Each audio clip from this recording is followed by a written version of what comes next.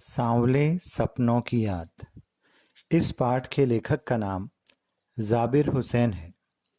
ज़ाबिर हुसैन का जन्म सन 1945 में बिहार में हुआ। उन्होंने अंग्रेज़ी साहित्य में स्नातकोत्तर की उपाधि प्राप्त की, यानी उन्होंने एमए इंग्लिश से किया। बाद में अंग्रेज़ी भाषा और साहित्य के प्राध्यापक नियुक्त हुए। वे आरंभ से ही देश की सक्रिय राजनीति में रुचि रखते थे।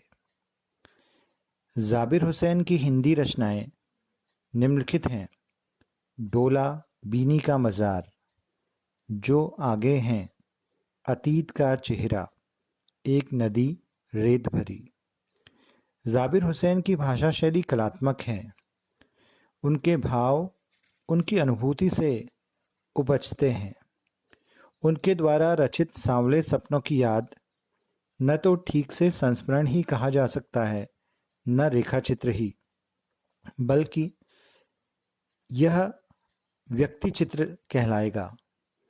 इसमें वे व्यक्तित्व का प्रभाव चित्र प्रस्तुत करते हैं। उनकी भाषा में संस्कृत के प्रचलित शब्दों के अतिरिक्त उर्दू तथा तद्भव शब्दों की ओर अधिक रुझान है। जैसे पक्षी को वे परिंदा कहना अधिक पसंद करते हैं। तो हम पढ़ने जा रहे हैं सांवले सपनों की याद। सांवले सपनों की याद एक व्यक्ति चित्र है। इसमें प्रसिद्ध पक्षी प्रेमी सालिम अली के व्यक्तित्व का प्रभाव चित्र खींचा गया है। सुनहरे पक्षियों के पंखों पर सांवले सपनों का एक झुंड सवार है। वह मौत की मौन वादी में जा रहा है। सालिम अली उसमें सबसे आगे हैं। वे सैलानियों की तरह पीठ पर बोझ लादे अंतहीन यात्रा पर चल पड़े हैं। इस बार तो वे मानो शहर की भीड़ भरी जिंदगी से आखिरी बार चले हैं। कोई उन्हें वापस नहीं लौटा सकता।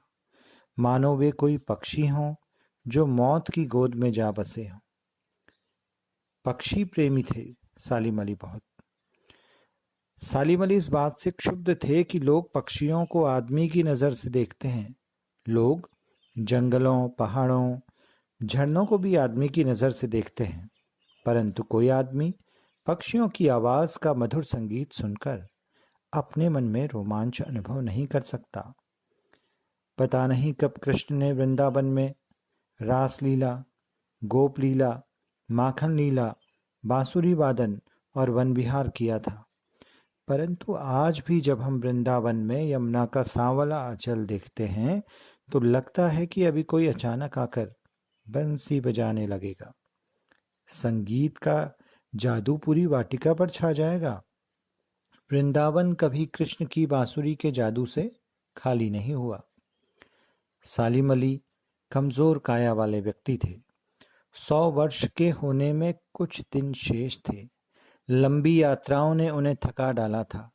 शायद कैंसर के कारण वे मृत्यु को प्राप्त हुए, परंतु अंतिम सांस तक वे पक्षियों की तलाश और सुरक्षा में लगे रहे।